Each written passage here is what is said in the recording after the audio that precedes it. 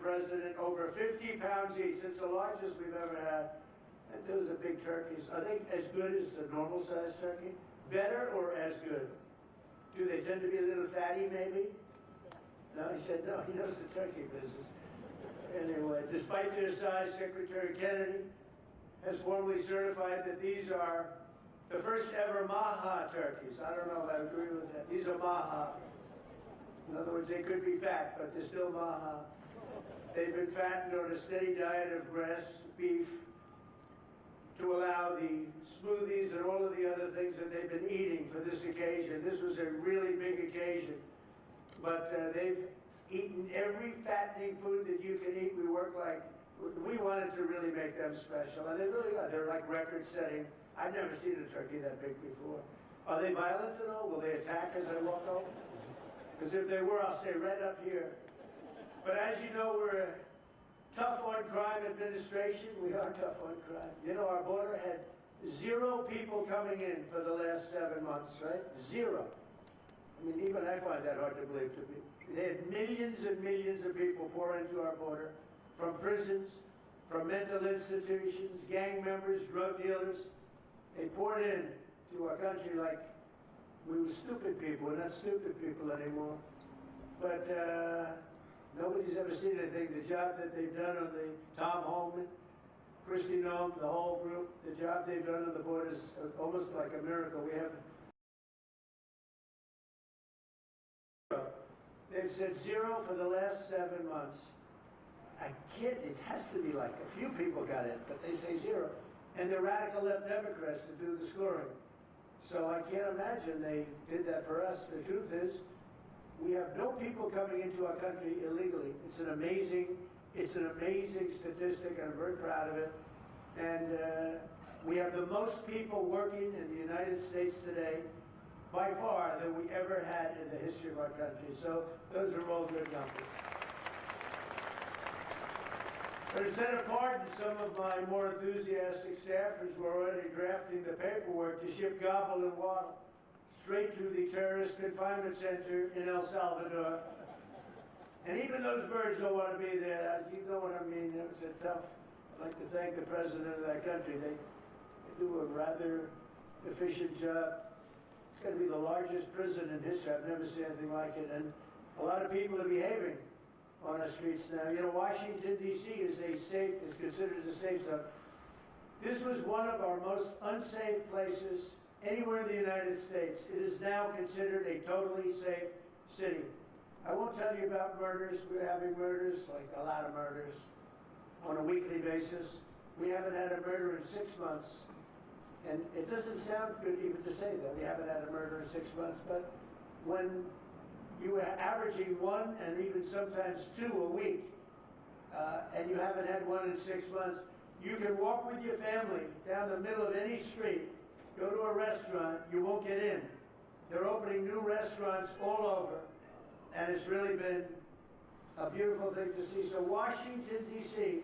is now a totally safe city, and a year ago it was a criminal mess. We removed, Pam, 1,700 people, career criminals, and people that came to this city from Venezuela and many other places. They were let out of prisons and they came here. There were Tren de Aragua, a lot of Tren de Aragua, that's from Venezuela. And we got them all the hell out of our country, or they're in prisons now. And you can walk down any street in Washington and you're going to be just fine. And I want to thank the National Guard. I want to thank Pete Hegseth. The job you've done here is incredible. And I hear you having the same kind of success in Memphis, Tennessee. We had an even worse situation. And Memphis crime is down 64% in 3 weeks. And by the time you have 4 or 5 weeks, you can have it down almost where there won't be crime. And we could do that in Chicago, by the way, if they would let us.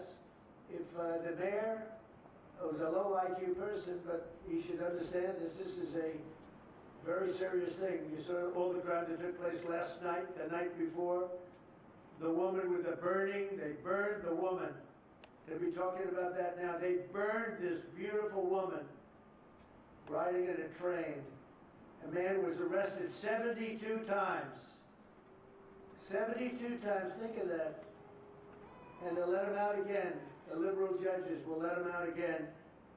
But we're ready to go. You know, we've been moving toward Chicago. We have a governor that thinks it's wonderful that only like 7 people were killed this week. But we are moving toward doing it. We're going to, if crime gets, it's horrible what's happening in Chicago. We could make Chicago a safe city in a period of 4 weeks. In a period of 8 weeks, 9 weeks, 10 weeks, it would be totally safe. And the people of Chicago want us to go there. And if you look at the crime that's taken place in Chicago in the last 2 weeks, just take a look. It's on the front page of every newspaper. It's out of control. The mayor is incompetent, and the governor is a big fat slob. You ought to invite us in, say, please make Chicago safe. We're going to lose a great city if we don't do it quickly. Make Chicago, we'll do the same thing as we did in D.C., the same thing as we did everywhere we've gone. It's become almost instantly safe.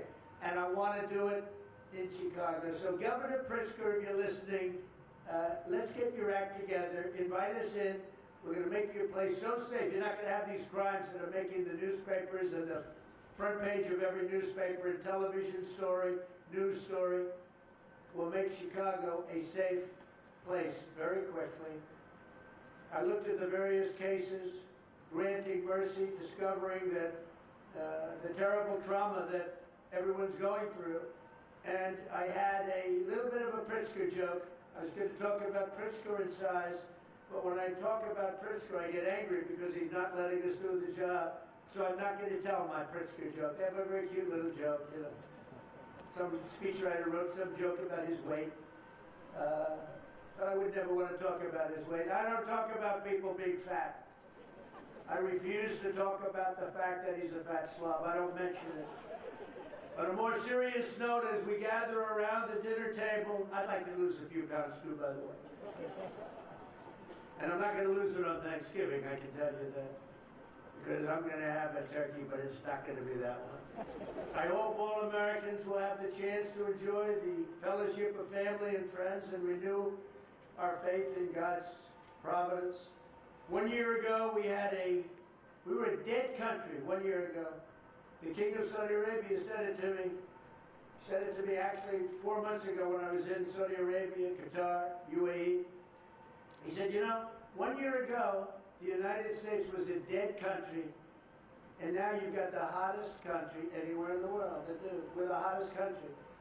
We have $18 trillion being invested as of now. We're not even close to being 1 year. The most ever was $2 trillion for a certain country I won't name when during the last administration. In 4 years, they had less than $1 trillion being invested in the country. In 9 months, we have over $18 trillion. It's a number that nobody has ever even thought possible. And that's in building plants and building so many things, investments in our country. Nobody's ever seen anything like it. But we have more people working. We have more people praying. The churches are coming back. I don't know if you've been reading that story, but religion is coming back to America. Some people say, oh, why would you mention that? To me, that's a big deal.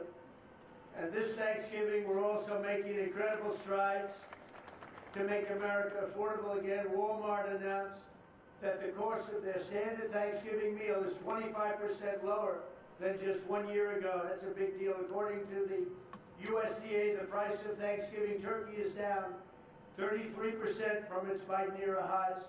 Potatoes are down 13%. Ham is down 15% compared to last Thanksgiving. So we are down to a level that we haven't seen in a long time. Egg prices are down 86% since March, and gasoline will soon be hovering around $2 a gallon. Under our leadership, we passed the largest tax cuts in history, the largest spending cuts in history, the largest regulation cuts in history, and we have fully secured our southern border. I've also ended 8 wars in 9 months, and we're working on that final war. It's not easy, but I don't know. I think we're going to get there. 25,000 soldiers, Ukraine, Russia. In the last month, 25,000 soldiers have died. So I think we're getting very close to a deal. We'll find out. I thought that one would have been gone quicker. We did 8. I thought that would have been an easier one, but I think we're making progress. In less than 1 year, we've accomplished more than most other administrations have accomplished in 8 years. And this is a very special Thanksgiving. We thank God for His many blessings and the great success that this country has seen in this short period of time. We draw strength from the love of family and friends, and we express our undying gratitude for the men and the women of the United States Armed Forces. We love them. We pray that peace and prosperity will continue to bless our land, and together we'll really just keep this great drive going to make America great again. MAGA, I think it's the greatest expression in the history of politics. Make America great again. So once again, Melania, thank you for doing such a great job and being such a great First Lady. And now let's go and give Gobble, Waddle. Waddle, by the way, is missing in action, but that's okay. We'll pretend Waddle's here. The gift that they've been waiting for.